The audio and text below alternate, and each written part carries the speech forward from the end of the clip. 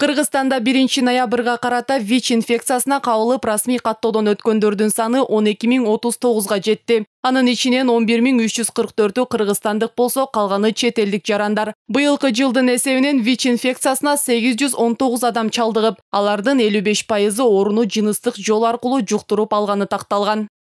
Республикалык СПИД борборунун маалыматы боюнча аталган көрсөткүч өлкөдө оорунун жайылып баратканынан кабар берет. Буга жаштарда репродуктивдүү ден соолук туурасында маалыматтын аздыгы, профилактиканын жоктугу себеп болууда дешет адистер. Үстүздөгү жылы Бишкек эл аралык медициналык институту жаштардын жыныстык сабаттуулугу туурасында изилдөө жүргүзгөн. 900дөн ашык студенттин катышуусундагы социологиялык изилдөөдө репродуктивдүү ден соолук боюнча маалыматтын негизги булагы интернет экени аныкталган. Дарыгерлердин айтуусу боюнча интернеттен алынган маалыматтар так эместигин эске алуу керек.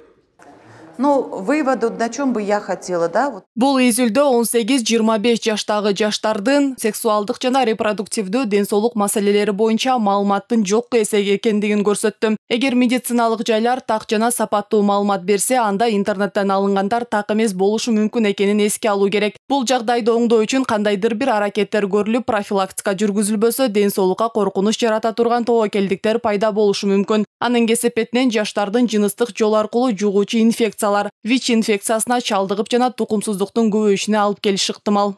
Мындай жолдор аркылуу оору жугузгандардын басымдуу бөлүгү 22 жаштан 35 жашка чейинки эркектер менен 4 жашындагы кыз келиндер болууда. Жыныстык сабатсыздык ВИЧ инфекциясын жуктурууну гана эмес, эрте бойго бүтүү коркунучун дагы туудурат. Сурамжылоонун жүрүшүндө белгилүү болгондой, көпчүлүк аялдар эрте кош бойлуулукту жана бойдон алдыруунун ден соолукка коркунучун эске алышпайт.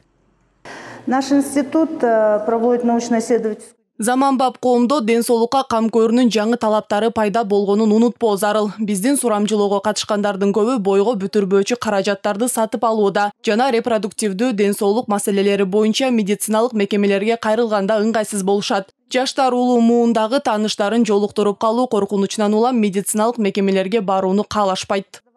Көпчүлүк 18-25 жаштагы жарандар жаштардын ден соолук борборлору туурасында билишпейт. Ошондуктан адистер жаштардын медициналык агартуу борборлорунун кеңири тармагын түзүү зарылдыгын белгилейт. Мындай жол менен аларга медициналык жардам көрсөтүп, психологиялык жана социалдык жактан колдоого мүмкүнчүлүк түзүлөт. Калктын жыныстык сабаттуулугун, саламаттыгын жакшыртуу үчүн ыраттуу иштерди жүргүзүү талап кылынат.